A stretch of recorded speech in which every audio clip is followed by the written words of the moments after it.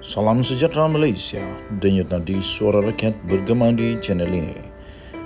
Jangan lupa tekan butang subscribe, like dan share. Malaysia kita punya, cintai Malaysiaku, kita jaga kita.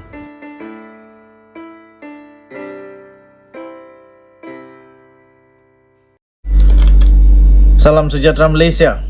Hamzah Zainuddin silap langkah kali ini. Dia bagaikan cuba untuk mengkantoikan, cuba untuk menakut-nakutkan kerajaan, tapi dia tak sedar bahawa dia sendiri yang kena. Dia cuba menjerut leher sendiri. Baru-baru ini Hamzah Zainuddin memberitahu, jangan sampai saya dedahkan fail-fail. Saya pun ada banyak fail. Saya pun ada banyak fail rahsia. Tapi rupa-rupanya kalau dia berani, dedahkan saja. Siapa yang takut?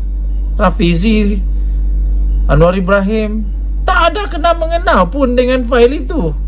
Cuma saja risikonya menurut Rafizi, kalau dia dedahkan fail itu, bukan sahaja tidak ada kesan kepada Rafizi, Anwar atau siapa-siapa dalam kerajaan, tapi Hamzah Zainuddin sendiri pun berisiko kena masuk penjara. Sebab itu Rafizi kata, Rafizi ragu-ragu pemimpin pembangkang sanggup dipenjara. Kalau berani dedahkanlah. Cepat-cepatlah dedah. Kita nak tengok siapa masuk penjara dulu. Menteri Ekonomi Rafizi Ramli menyatakan keraguannya sekiranya Ketua Pembangkang Hamzah Zainuddin sanggup dan berani mengambil risiko untuk dipenjarakan. Kononnya untuk demi mendedahkan fail-fail yang didakwa disimpan sejak menjadi Menteri Dalam Negeri. Kalau berani dedahkanlah. Saya pun tunggu ni. Rafizi berkata dia melihat dakwaan Hamzah itu tidak lebih sekadar retorik kerana mempertaruhkan dirinya sendiri sekiranya memilih untuk mendedahkan fail-fail berkenaan.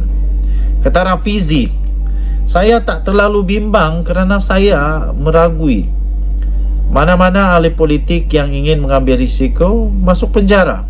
Ambillah risiko, masuklah penjara, kan bagus. Kata Rafizi, jika saya Hamzah Zainuddin, jika mereka iaitu ahli politik pembangkang mahu mendedahkan fail itu, maka mereka mendedahkan diri mereka kepada semua ini, iaitu hukuman penjara. Saya ragu begitu, kata Rafizi. Katanya selepas melancarkan Majlis Banci Ekonomi 2023 di Bank Negara Malaysia Kuala Lumpur hari ini. Rafizi berkata demikian ketika diminta untuk mengulas mengenai pendedahan Hamzah Zainuddin. Kononnya bahawa pemimpin bersatu itu memiliki banyak fail berkaitan pemimpin kerajaan semasa menjadi menteri. Dedahkan cepat. Kita nak tengok siapa yang kena. Tapi jangan lupa dedahkan semua, tahu. Ahli Parlimen Pakatan Harapan PH bagaimanapun berkata Hamzah Zainuddin mungkin melakukan kesalahan undang-undang jika menyimpan sebarang dokumen sensitif dan menggesa dia disiasat kerana bersubahat dengan melindungi ahli politik tertentu dalam kerajaan. Nanti kena siasat, ada maklumat sulit iaitu yang terlindung oleh akta kerahsiaan. Kenalah. Ahli Parlimen Pasir Gudang Hassan Karim yang juga seorang peguam berkata kenyataan Hamzah itu bertentangan dengan Akta Rahsia Rasmi OSA 1972 dan Sumpah Rahsia.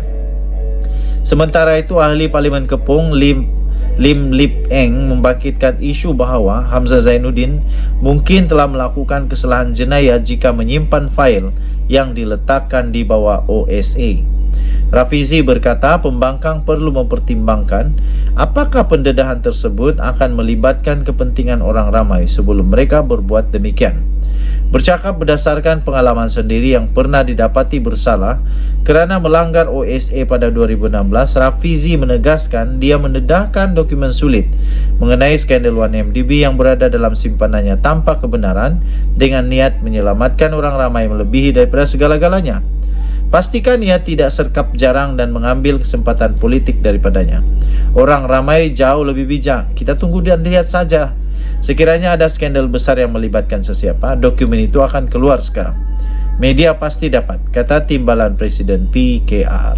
Denyut nadi suara rakyat bergema di channel ini. Kita jumpa lagi, bye-bye.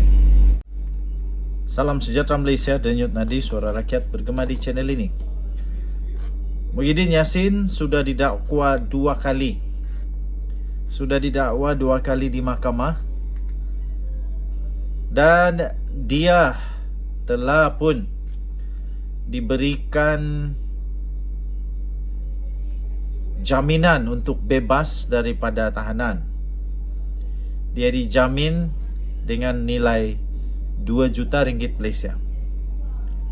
Tapi sekarang ini heboh di media sosial, warga maya terkejut. Warga maya terkejut dengan kemampuan 2 orang anak Muhyiddin Yassin yang sediakan wang untuk ikat jamin 2 juta ringgit dalam masa yang singkat. Wow, luar biasa. Sebab itu mungkin menyebabkan ramai warganet, warga maya yang hairan. Macam mana anak Tan Sri Muhyiddin Yassin boleh cari wang 2 juta dengan masa yang singkat? Pengurusi Perikatan Nasional PN Tan Sri Muhyiddin Yassin telah selesai membayar wang ikat jamin sebanyak 2 juta ringgit di kaunter pendaftaran jenayah Mahkamah Session di sini pada jam 11.30 pagi pada Jumaat. Memetik sinar harian, Presiden Parti Pribumi Bersatu Malaysia Bersatu itu telah berjaya melunaskan bayaran berkenaan menerusi 2 penjamin, iaitu 2 orang anaknya.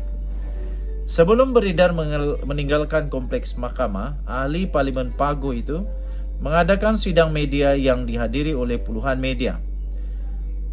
Pada ketika itu, Hakim Azura Alwi telah menetapkan jumlah itu selepas membenarkan permohonan daripada pihak pendakwaan terhadap Muhyiddin Yassin yang berdepan dengan 6 pertuduhan kes rasuah berjumlah 232.5 juta dan pengubahan wang haram sebanyak 195 juta. Muhyiddin Yassin menjadi pemimpin bersatu ketiga didakwa di mahkamah ini atas tuduhan jenayah selepas bekas ketua penerangannya Datuk Wan Saiful Wan Jan dan timbalan ketua bahagian Segambut Bersatu Segambut Adam Radlan Adam Muhammad.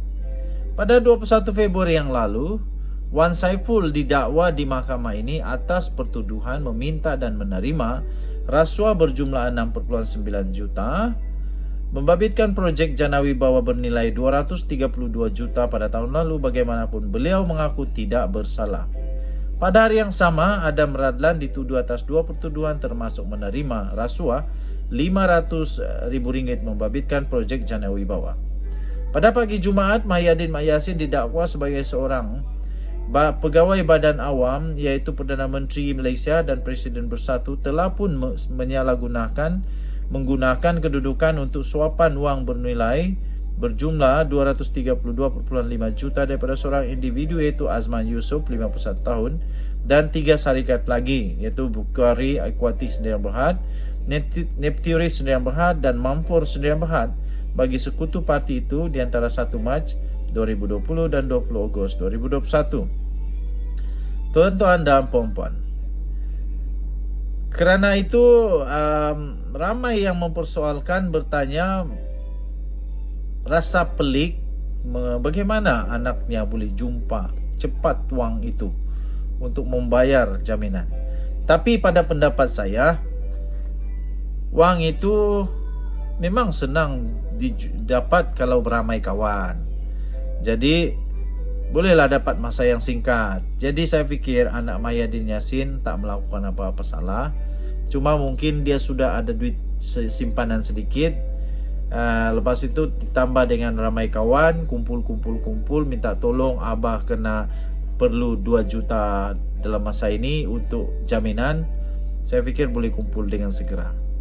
Apa pendapat kamu? Boleh tinggalkan komen. Bye bye.